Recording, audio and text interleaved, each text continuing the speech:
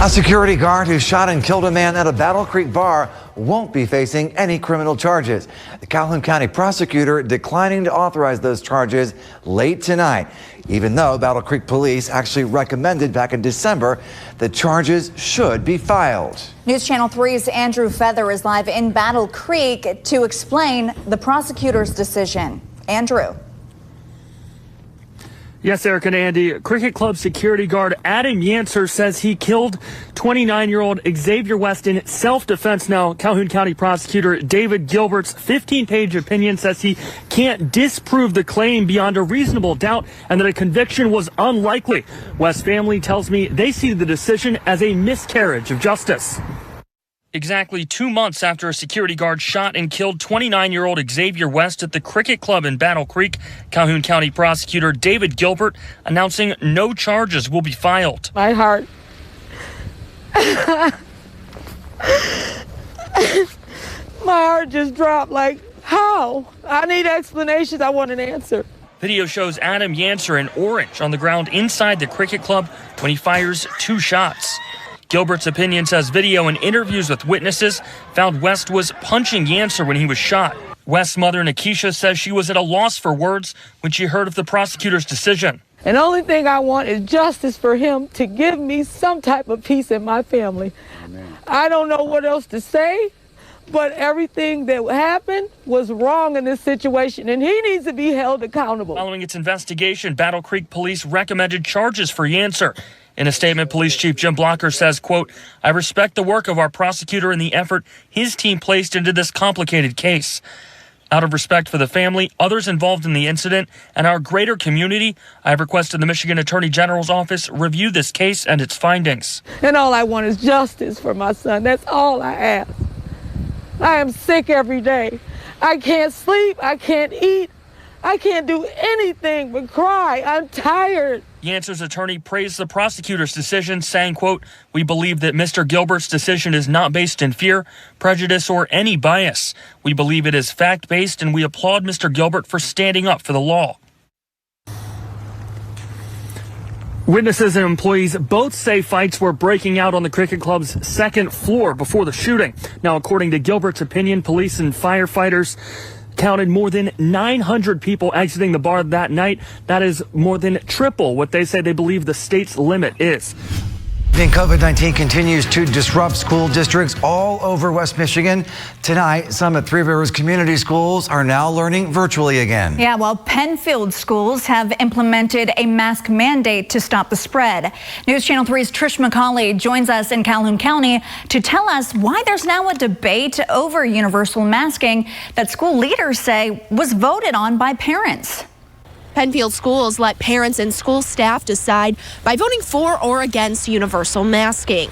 The majority voted for it. Some parents against the masking say they did not send their kids to school today because of that new mandate in place. After a parent vote, Pennfield Schools Board of Education is implementing universal masking through at least February 18th. School leaders say the vote was split. A majority, 57.5% of parents voted for masking up in schools. This comes as COVID-19 cases in Calhoun County schools are climbing. Last week, Pennfield Schools reported 72 positive COVID-19 cases with 230 people in quarantine. I think our schools are a reflection of what's going on in the community right now, which is just a very high rate of transmission. With COVID-19 cases on the rise at schools across West Michigan, some are switching to online learning. Three Rivers Middle and High School and Hoppen Elementary are learning virtually for at least this week due to the spread of COVID-19 and seasonal illnesses. Sports and extracurricular activities remain in person. Three Rivers Community Schools reported 66 positive COVID-19 cases last week, a total of 410 since the start of the school year. Interim Superintendent Nikki Nash says she is unsure at this time if suspending in-person learning makes a difference when school activities are still in person. This month, the CDC recommended schools cancel some after-school activities the agency considers high risk, like band and wrestling. Our recommendation for any indoor activity is that you wear a mask. So if a school was going to include extracurricular activities where they're indoors and that say the spectators were wearing a mask or Maybe if it was athletics, the athletes, when they're not playing in the arena, wear a mask. We certainly would recommend that. Pennfield school leaders say masks will not be required for after-school activities or athletic events, but they are highly recommended. The parents who are against universal masking tell me they took a poll of their own, trying to figure out how they could fight this. Some say they're going to keep their kids home from school. Others say they'll send their kid to school without a mask and encourage them not to take one from school leaders. And Western Michigan University is fining hundreds of unvaccinated students who have skipped the protocol to get tested on a weekly basis. Yeah, fines start at $50 a pop for students who are not fully vaccinated and miss weekly COVID-19 tests. News Channel 3's Jay Shatara is live from the WMU campus to tell us how much money they have gotten from students and what that money will be used for. Jay. Yeah, good evening, guys. The school tells me that over $60,000 has been handed out in fines so far. Now, they tell me that money will go back into covering the cost for the COVID-19 testing program, that same program that hundreds of students are skipping, and students can pay all the fines they want. If they are unvaccinated, they can still show up here on campus.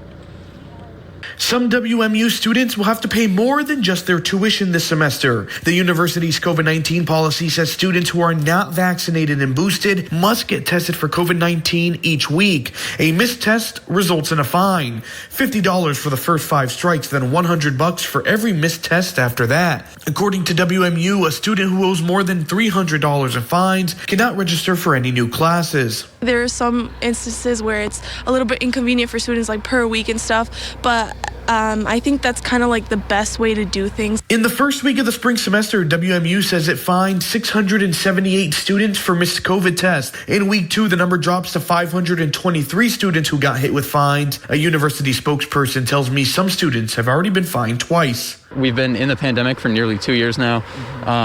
And after a while, you have to start holding the school more accountable. Dayton Porter is a sophomore at WMU and says he would like to see more being done. I think we're pretty far behind, and I think right now, to start the process, that's where we should begin. Mandatory vaccinations for all students. Porter is fully vaccinated, and so is Gisele Silva, who is in her senior year at WMU. She says students should have a choice if they want to get vaccinated and boosted. I know the importance of the vaccine and stuff, but I feel like a fine is a little bit too much.